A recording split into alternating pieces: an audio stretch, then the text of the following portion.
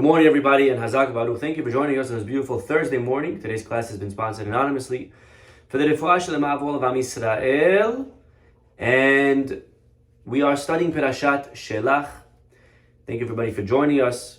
And our parasha Shelah, of course, deals primarily with Moshe sending the spies to the land of Israel. Okay, he sends the spies, he dispatches them.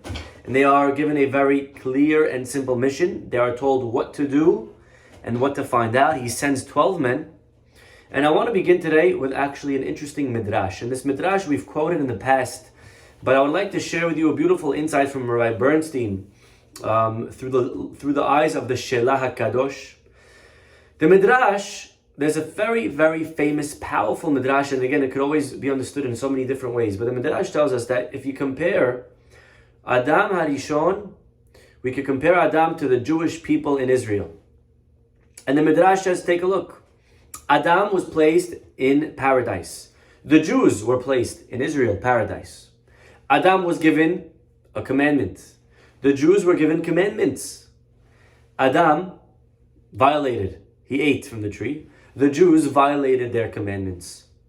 Adam is kicked out of paradise. And the Jews are kicked out of Israel. And finally, the Midrash says, God says to Adam, Ayeka, where are you? And the Jewish people, when they leave Israel, they said, Eicha, how can it be? Which is the same exact letters as the word Ayeka, Echa. And this is the Midrash, a very powerful Midrash. And the truth is, the Pasuk says, Vehema ke Adam avru berit. They, like Adam, have transgressed the covenant. So you already see in a way the Midrash is comparing the Jewish people in Israel to Adam Harishon. And the Shelah Kadosh, he takes this one step even further to the spies. And he says you could actually compare Adam, the spies, commandment, violated, we lost Israel.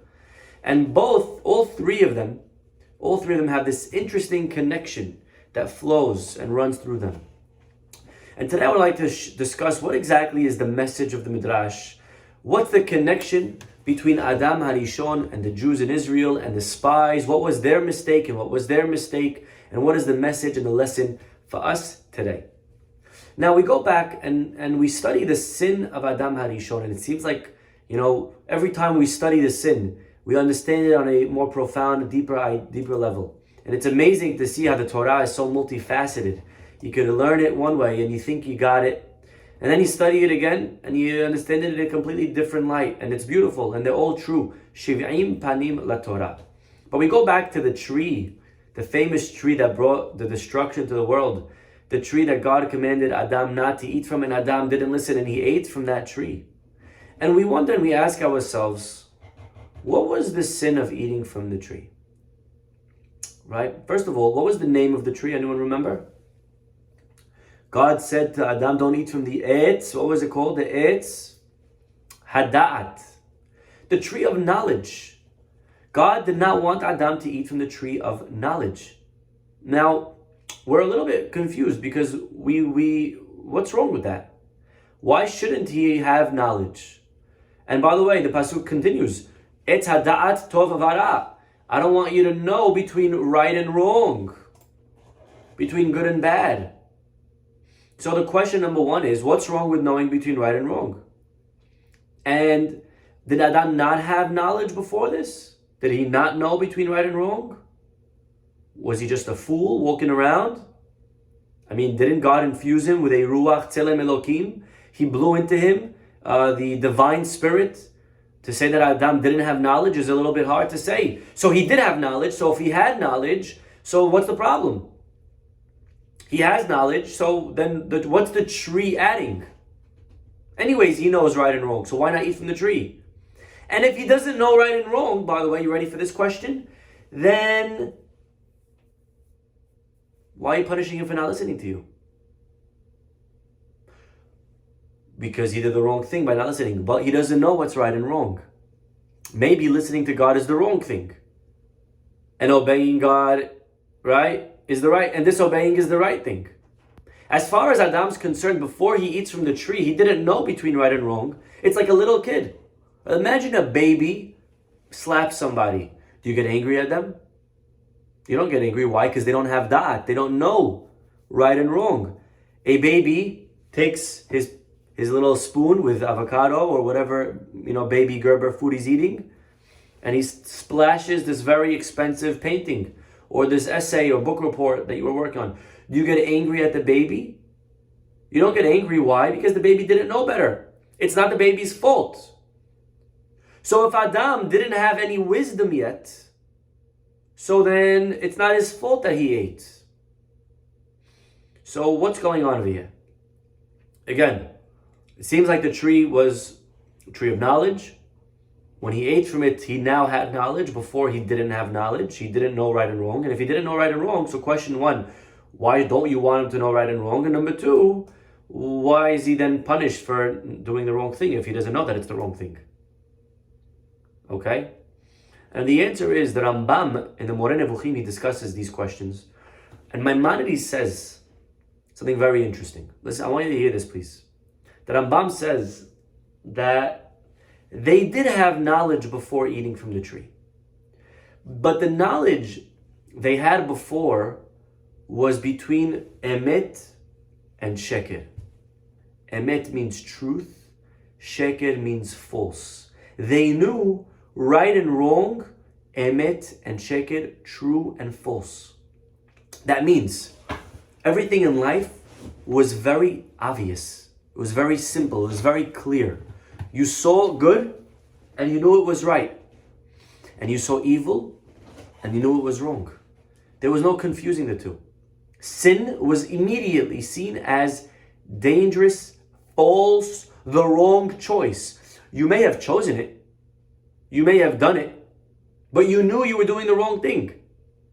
I'll give you an example. Putting your hand in fire. Okay? Is it right or wrong? Is it healthy or not healthy? Is it safe or not safe? We all know it's the wrong thing and it's a bad thing and it's a dangerous thing to do. Now you still may do it. You still have the free choice to do it. But you know at least what you're doing. You see it. Fire equals bad. Before Adam ate from the tree, sin equals bad. Sin is synonymous with wrong. Dangerous, stay away. And good, the mitzvot, giving charity, helping people, it was seen as beneficial, as good, as the right thing to do, not only morally, right? The reason you don't put your hand in a fire is not because it's morally wrong, because it's dangerous for me. Sin was seen as dangerous. Forget moral and immoral. It was just the wrong thing to do. You saw it. And mitzvot, being good, was beneficial. We saw it. It was black and white. It was very clear. And once he eats from the tree, he fell a huge step. And all of a sudden now, sometimes evil could seem like it's beneficial. It's immoral, and it's wrong, and it's not the right thing to do, but it can still benefit me. It can still be good for me. I can still gain from this. I will benefit. Better not to do it because of moral reasons, because God says not to, and because God's watching, and because Hashem, and we have fear of Hashem, and Yirat Shamayim, and all of that, all of those things. So overall, it's better not to. But the truth of the matter is, I can gain by being bad. There is what to gain by doing the wrong thing. I can be dishonest and it will help me. Before the sin, before Adam eats, it was very clear to him. You don't do all these things. They're going to hurt you. It was very obvious to him that it was wrong. Wrong, evil was bad. And after he eats, everything got confusing. So sometimes in life, today, you think about our lives that we live in. It's not so obvious to people around us that and ourselves included, we are the people around us. It's not so obvious to us sometimes of what's good and bad for us. Right? We see sometimes things that, mitzvot that we wonder, I don't know about that. I think maybe this one, I'm better off doing the other way. right? So in one phrase, eating from the tree led to Adam. You ready for this? This is the phrase. Eating from the tree led to Adam having a false perception of reality.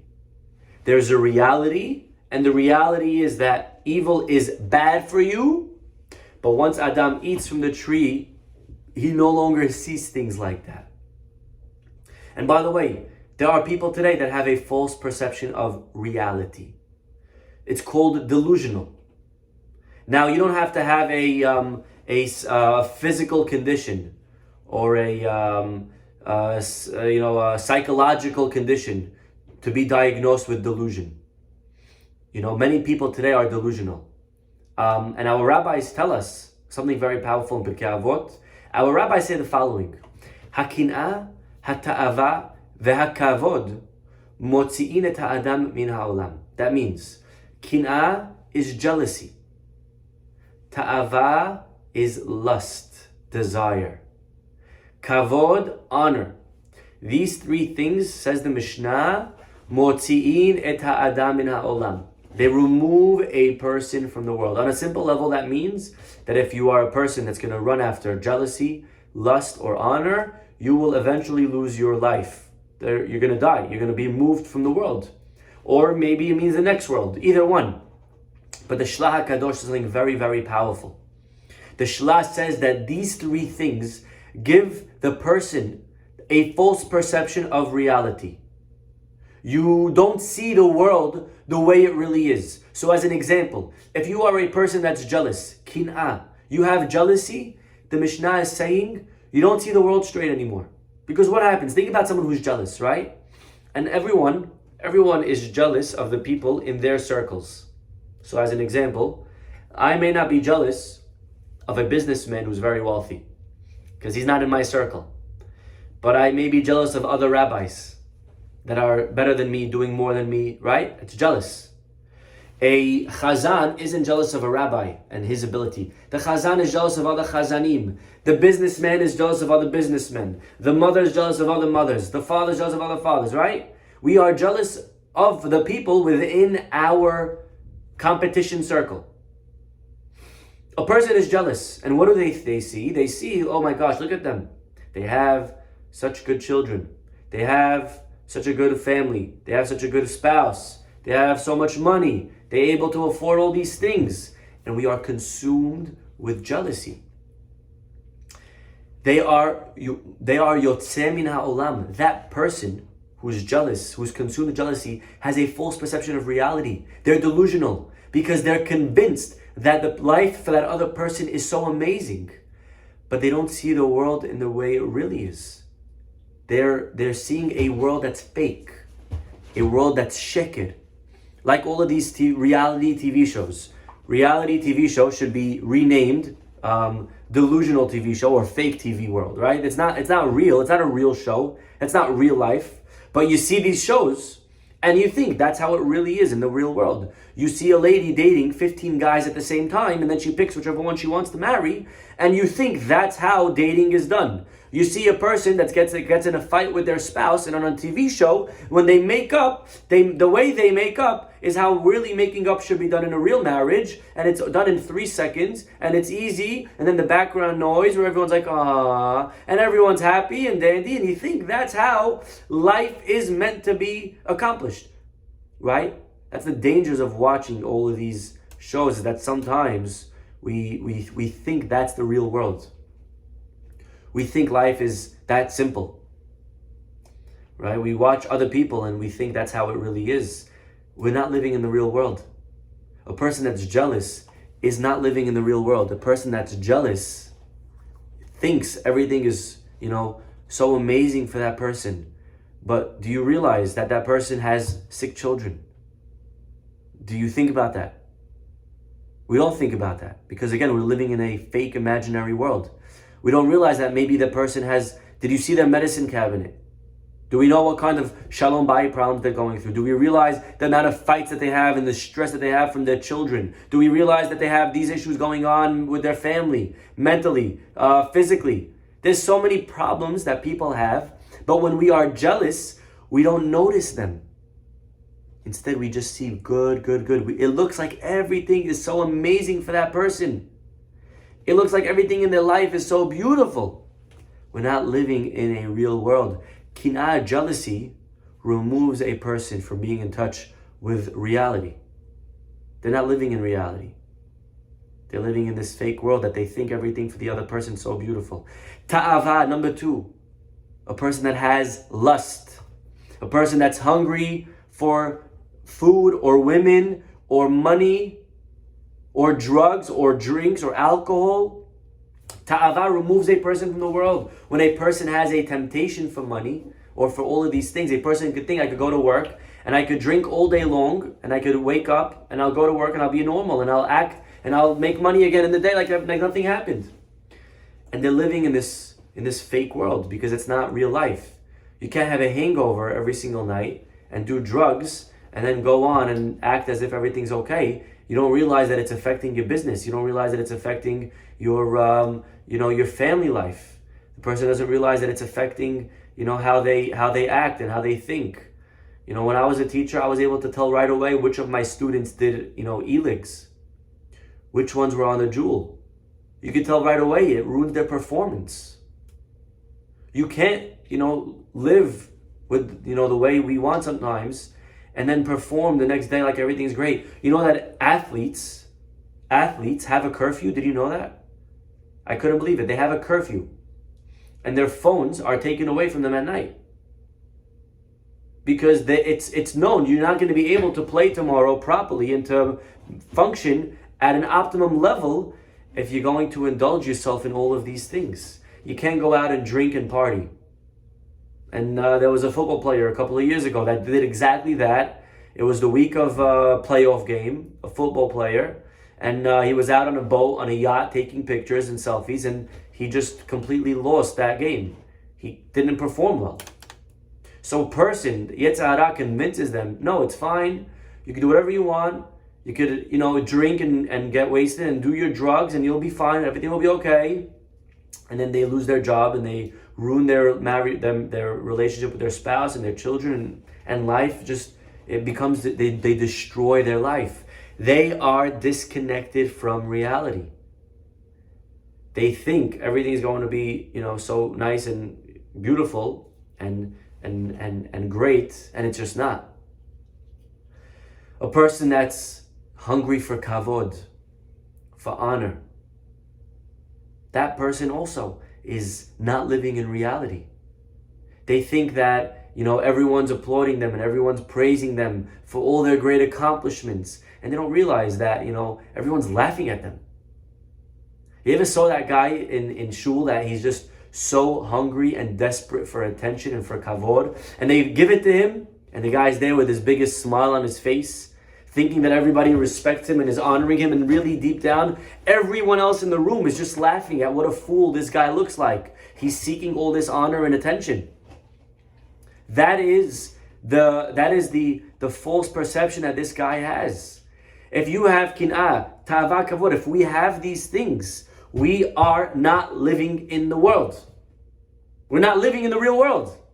We're living in this fake bubble that the Yetzer Hara created for us, that we created for ourselves. And our rabbi said it best, a person doesn't sin unless a ruach shtut overcame them. Unless they were overcome by this wind of insanity that convinces you that you can do this and get away with it. You can be with this person and it won't ruin your marriage. No one will find out. It's okay. It's not going to affect anything about your life. It's not going to affect the love that you have for your spouse. This is the danger of kin'ah, ta'ava, and kavod. And so, when the Mishnah says, Motzi'in et ha'adam min ha'olam, it's not God's going to remove you from the world. It's that you removed yourself already from it. You already left the world. You don't live in the real world anymore. And therefore, to be removed from it is not even a consequence. It's something that you have chosen to do. It's something that person that has kinat ta'ava kavod have already done. And you look at this Adam Harishon. Adam Harishon, our rabbis point out, all three problems existed: jealousy, lust, and honor. So number one, who was jealous in the story of Adam and the tree? Who was jealous over there? The snake. The snake was jealous. Very good, Joe. The snake was jealous about, the Adam had a wife, Chava. He wanted Chava. So what does he tell them? He convinces them to eat from the tree. How? He tells them, God doesn't want you to eat from the tree because God's worried about kavod. God's worried about honor. God knows the second you eat from that tree, you're going to be a God like him. He doesn't want you to be great like him. Hashem wants to keep you under, subservient.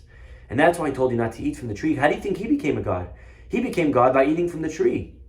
So he doesn't want you to eat from it and become a God like him. He wants to stay the most powerful. And it's a kavod game. And number three, the fruit, the pasuk says, was ta'ava la'yanayim. It was ta'ava la'echol. It looked good.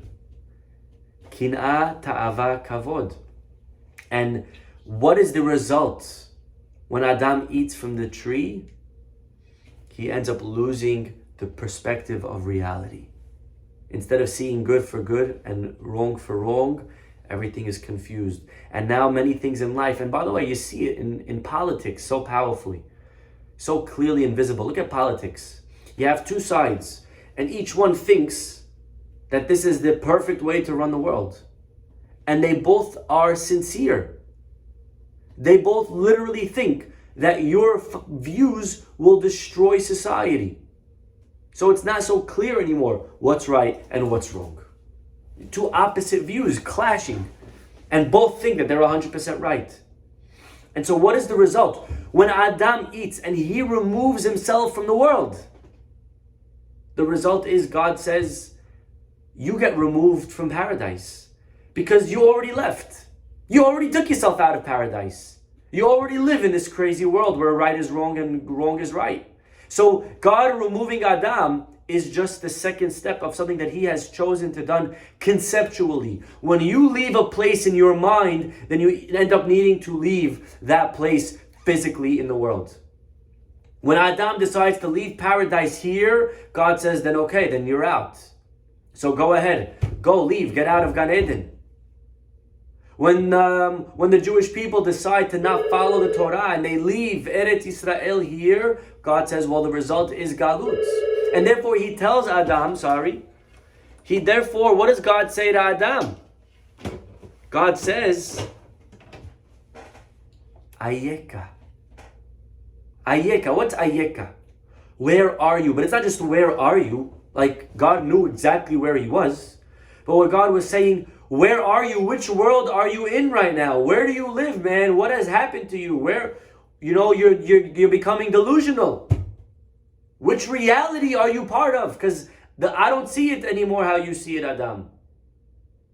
There's a disconnect now between the way the world is and the way Adam sees it. He sees it differently than how it really is. That's what happens when he eats. And the spies had a chance to fix it. The spies come, and they were able to fix the sin of Adam Harishon. You go into paradise, go into the land, and see it how it is. Go see reality the right way now and fix it all. And get a correct appraisal of the land. Go back and to be in touch with reality and go back into a relationship that you had with Hashem. Realize that it's Hashem doing for you. Realize that it's not you. And if you do that, you'll fix the sin of Adam.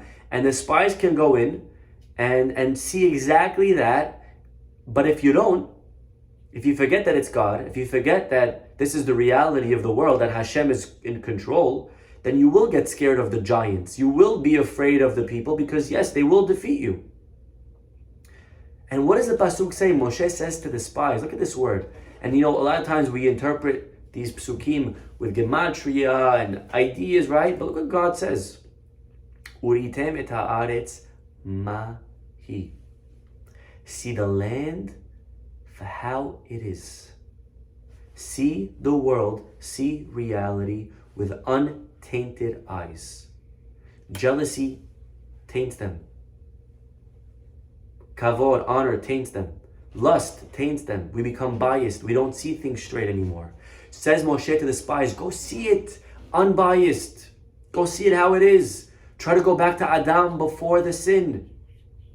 And it was an opportune moment. And the pasuk says, by the way, that, by the way, those days when the spies went in, it was the days of the ripening of the grapes. This is maybe the most tangential pasuk in the entire Torah. It's the most unnecessary pasuk. You think about it. The spies are going in, they're spying out the land, and the pasuk says, by the way, you want to know something? It was the ripening season of the grapes. Who the heck cares? Who cares that the grapes were ripening? Does it matter? Does it matter to the story? Is that irrelevant? What is it doing here? Says the Shelah, very important. You know what it's saying? It's saying that it was the right time. The conditions were ripe. The stage was set to refix the sin of Adam Harishon. V'hayamim yemeh bikurei anavim. We reached a level, a moment we were right there. The pieces were ready. Just go in, see the land, come out, say it how it is, and you will go into paradise forever with Moshe Rabbeinu. End of story. But what happens? What happens? Kavod gets in the way. Honor gets in the way. And the Zohar tells us, the spies, they were afraid that the second they go into Israel, they're going to lose their position. They know that out here they're kings, they're princes, they're leaders. Once we get in there, we're going to lose our title. We're going to lose being the heads. We're going to lose the authority. We don't want to do that. We want to hold on forever. We want to be on top forever. We like how it makes us feel. And so that on maybe a subconscious level, once you have kavod, it shifts how you see things. So you're meant to go in and see the land how it is, but you can't do that if you're biased. You can't do that if you have kavod in the way. And now it destroys their connection that they have to the reality of the land of Israel. So take a look. They go in and they see, as an example, people crying and funerals everywhere. Now, see that for how it is. The spies come back and they say people were dying right and left. It's a land of disease. Right or wrong? Right or wrong? Is it a land of disease or not? That's what they saw. That's what you saw with tainted eyes. That's what you saw with eyes that are clouded by kavod. That's what you saw when a person is no longer seeing the real thing. You're seeing something fake. Because the truth is, think about it. If there was really a pandemic, if there was really disease, and it's a land that devours its inhabitants and people are dying right and left all day long, then number one, how is the population still so big? And number two, why would people be attending funerals at such a large attendance? If death is a common thing, then people don't go to them so often. You know, it's true with many things. Weddings. When there's a wedding every night, then you can't really go to all of them. If everyone's at a wedding, it means people don't get married so often. If the attendance at all of the funerals is so high, it has to mean that the people don't often die. And that's an easy observation to conclude.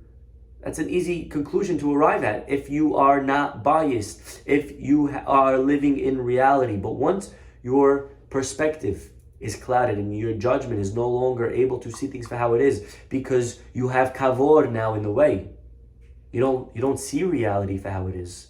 So an automatic result is you see things differently. And so they get expelled from Israel, 40 years in the desert. You know, in the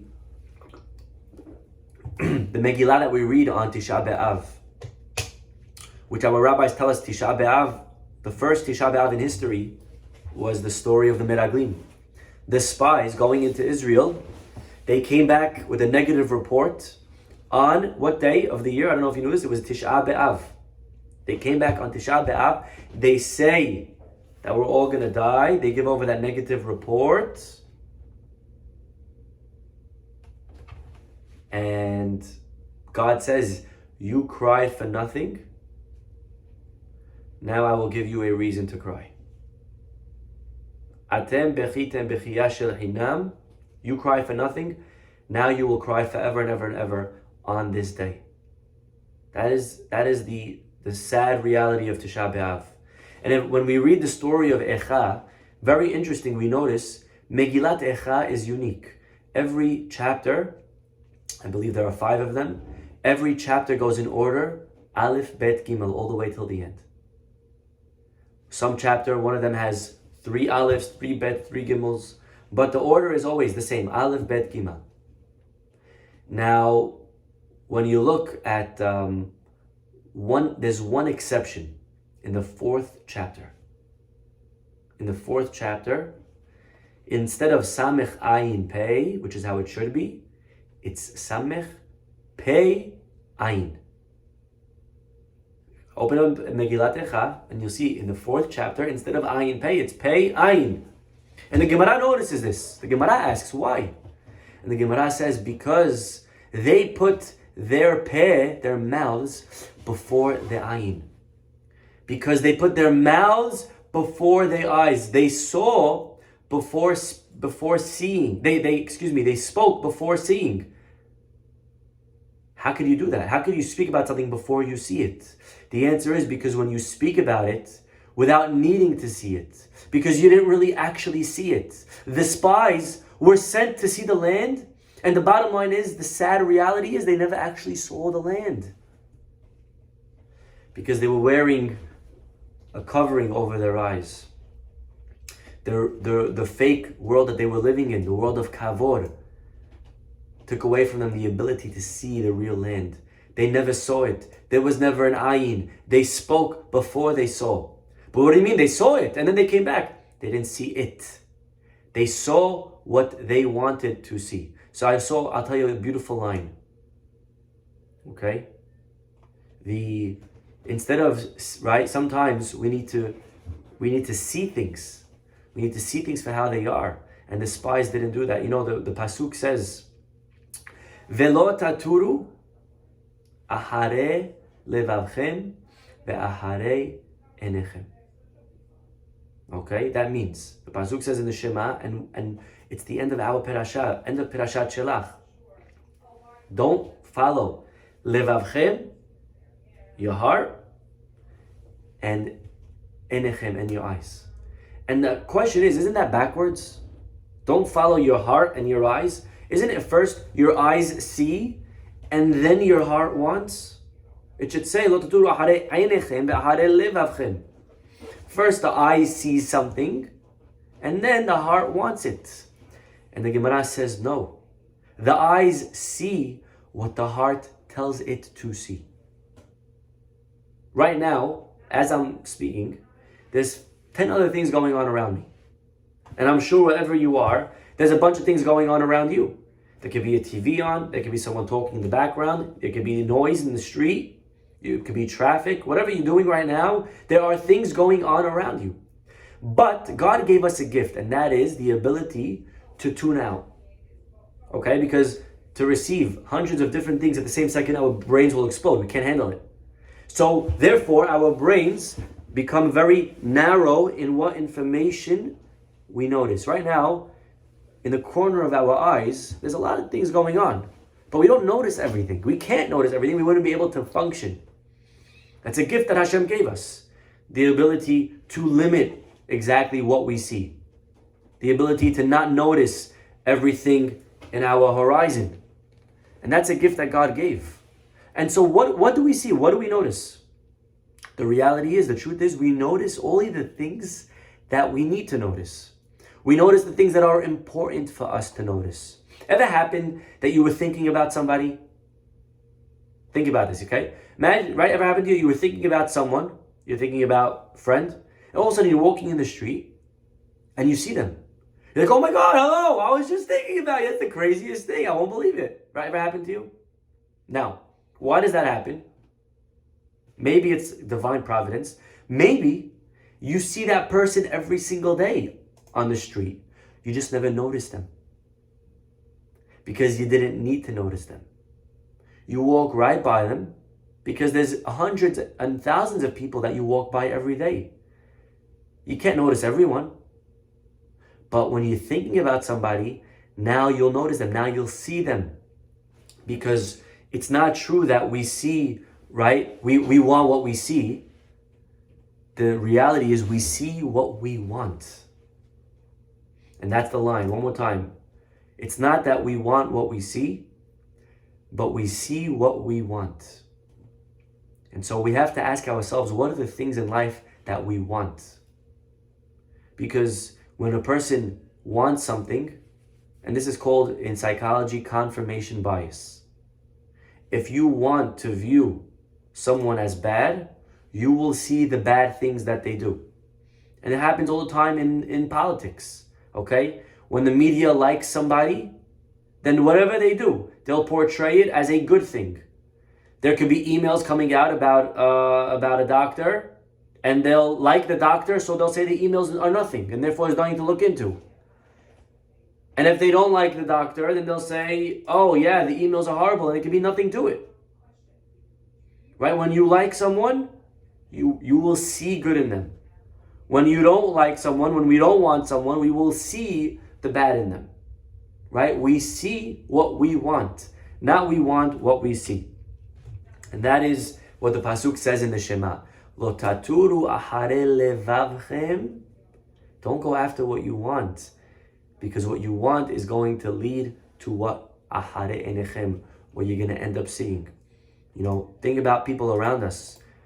You realize that there are hundreds and thousands of poor people around us, people that need help, whether it's with financial, whether it's with medicine. People around us need help. They just need a hand. People around us need, a lift. They need help. They just need, a kind word or some time or advice. People around us, there are many. And you know what? You could go through your entire life not ever knowing, not ever realizing, not ever noticing. I never knew that. I never knew that these people around me were so hungry, or that there were people on my block that really, I didn't know, Rabbi, I didn't know. The answer is, we need to ask ourselves, do we want to know? We have to first want it here. And if we want it, we will see it. And this is the lesson of, one of the many beautiful lessons of the spies. Adam Harishon, by eating from the tree, his vision becomes all warped. The Jewish people, they live in Israel with not the correct vision that God has. And when a person has kin'ah, when a person has ta'avah, when a person has kavod as well, they can make very serious mistakes. And instead of living in the world as it is, they live in this fake world, the world that isn't. And when we take ourselves out of the world, Hashem realizes that, if you've taken yourself out, then me taking you out is of no consequence either way, because you've already left. You already checked out. And so we should be zocheh to see the world with the true eyes, the eyes of God, the eyes of the Torah, by studying it, by staying in touch. The more we watch all of these, crazy stuff in the world, the more we, watch these fake reality TV shows, the more we're fed with false information in our brains and minds of this is how the world is and this is what it is, the more we will see it with that fake vision. And it's our obligation to make sure that we, our children, our friends, our family are given the correct glasses, the correct lens, the correct perception of reality, of the way the world was always meant to be. We'll stop over here and have a wonderful day, everybody. Bye-bye.